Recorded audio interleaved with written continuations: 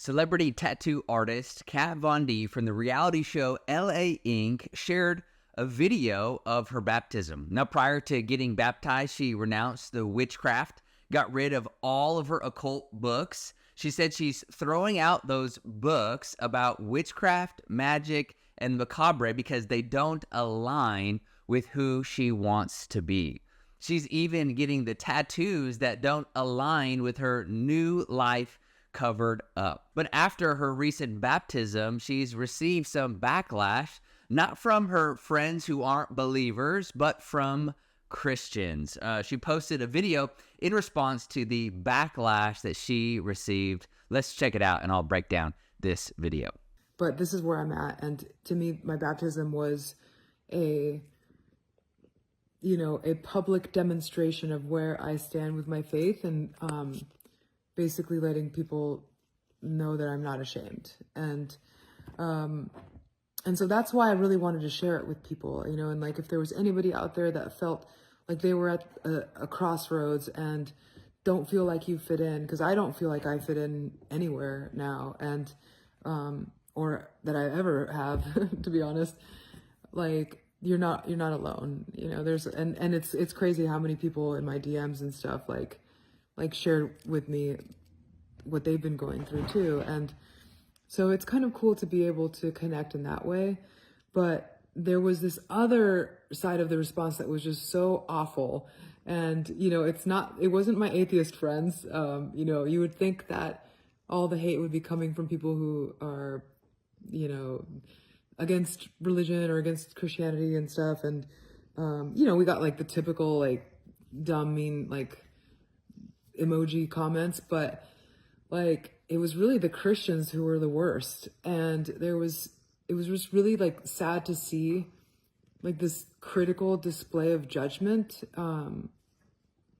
from Christians. And I don't understand what would inspire that, aside from like something that's more egoic, because that isn't Christ-like, to judge people or judge people's journey. It's like, you would think that most Christians would be like happy for you when you,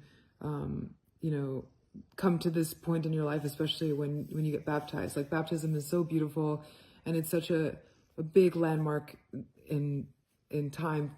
For me, at least, it was one of the most important days of my life. So it's like strange that these handful of like negative, critical Christians would like come at me in such a public way as well.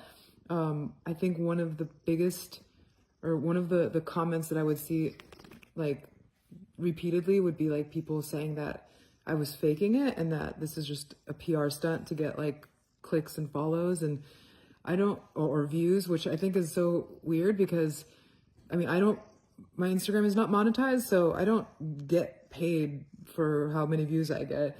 And like I mentioned before, majority of my followers are probably more turned off by my decision than actually like rooting for me. I know there's a big amount that is, but like, it was a big decision to like come out and share that with the world. And like I said, I was expecting, a lot of negativity coming from my existing fans and followers and friends. And although I got a little bit, it was not anything compared to the criticisms that I got from Christians. It's unbelievable that Christians will pray that God will move in Hollywood and save celebrities, and then someone like Kat gets saved, experiences life change, follows Christ in water baptism, and then Christians come along and say that she's doing it for clicks and follows, not realizing that most of the people who follow her would probably be turned off by her decision to follow Christ. She's probably paid a very steep price for publicly coming out as a follower of Christ. I'm not really sure why people would doubt the sincerity of someone's baptism, but she's demonstrated by her actions that she's repented and turned away from her old life, and that she is following Christ, which is an incredible thing that Christians should get behind and celebrate. There was like a lot of criticisms, weirdly enough, about like the way that I dress and the way that I look, or the way that my friends looked in the video. And I think it's really insane that we live in a time where people still like judge a book by its cover. Like, I feel like I wasn't aware that there's a uniform that you're supposed to wear once you give your heart to Jesus. Like, but, and I will say that there is like a certain aesthetic that is a very stereotypical aesthetic for like the Christian community. And that is not me. Like, I don't dress like that. But at the same time, I just feel like I would never judge you for how you look. So why would you judge me? Like, what part of this is considered demonic? Or is it just because you have a perceived notion of like if people wear black clothes or if they style their hair a certain way or if they have tattoos? It's like, that to me is like the silliest thing you could say. So for all of you out there that are telling me that like I'm not a real Christian unless I delete everything I've ever posted, or I got to stop listening to The Cure or whatever, I think that you may have gotten it a little wrong. Thinking that, being a Christian is about dressing a certain way, listening to only one certain type of music, or not wearing black is the most shallow understanding of what it means to follow Jesus. Some Christians cannot separate Christian culture from Christ and what it means to be a disciple. And that is a stumbling block that actually keeps people from following Christ. It's the same thing that happened during the Jesus revolution, the Jesus people movement in the 70s, when hippies were getting saved, but the people in the church didn't embrace them because they didn't dress like everybody else. They were barefoot, they were hippies, and because they didn't look like all the other church people, the majority of Christians rejected them. And I don't think that Christians today realize that that type of attitude actually keeps people from coming to faith in Jesus. And it's a serious stumbling block if you are going to judge every single person who comes to your church by their appearance, by the color of the clothes that they're wearing, or by the tattoos. All right, that is a stumbling block. There were some people that were criticizing the actual baptism, like because Pastor Brian, he didn't dunk me all the way to where my hands weren't underwater. And I feel like when you start getting into that realm where you're like pinpointing all of these details that really at the end of the day do not matter.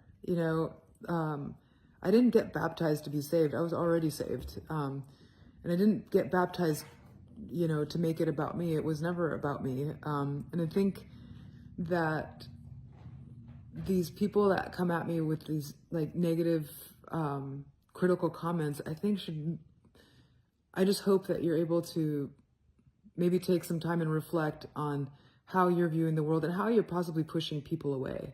People think that she purposely kept her knuckles above the water so that she could retain her former lifestyle while at the same time receiving praise from Christians. This stuff is just wild. There are some people that have way too much time on their hands. If she would have encountered Christians like this, she probably wouldn't be in the waters getting baptized here. She probably would have never given her life to Jesus if she encountered Christians that are this wild. The last thing I will say about all of it is that I love you no matter what. Even if you don't like what you're saying, or you don't like the things I'm saying, and or we don't agree on certain things, like I still love you. And I might not be down with some, the way you do life, but that's no reason to hate or criticize.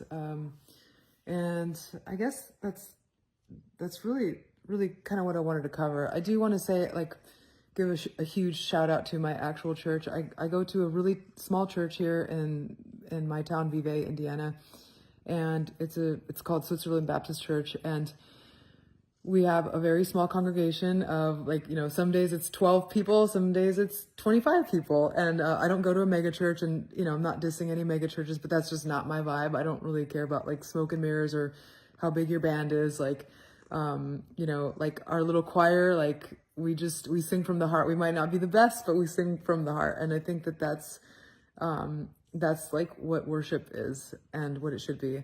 So I just love that my little humble church was so warm and welcoming to all my friends who flew out, and have embraced me and my family so deeply that like I've never really felt this feeling of family, and I think that I'm just so grateful that I'm here, and that I'm able to share this with my new church family. And I hope that those of you out there that are looking for your tribe, you just got to keep looking. And I can be here for you one-on-one. Obviously, like, I don't plan on doing a lot of videos about this kind of stuff, but I'm here for you. And I think that's it. I just want to say thank you, and I love you all so much. From what I've read, she's been following Jesus for a little over a year now. And through this video, she's demonstrated that she is more mature than many Christians who've been following Jesus for decades, or who've been saved for decades. There are a lot of Christians who have been around church for so long that they don't realize that they're no longer following Christ. They're simply following Christian culture. Somewhere along the way, they stopped following Jesus and they started following church culture. And these people need to get back to the gospel, because they have missed the heart of God. If you can't rejoice at the life change that she has experienced, you need to repent and you need to start following Jesus again. If you found this video helpful, do me a favor, smash that like button for me for the YouTube algorithm. Share this video with a friend and let me know what you think in the comment section below. I'd love to hear your thoughts about her salvation experience, baptism, and life change. And if you haven't yet, subscribe to this channel and click on that bell so that you don't miss anything. Thanks for watching, and remember, if it's not good, God's not done.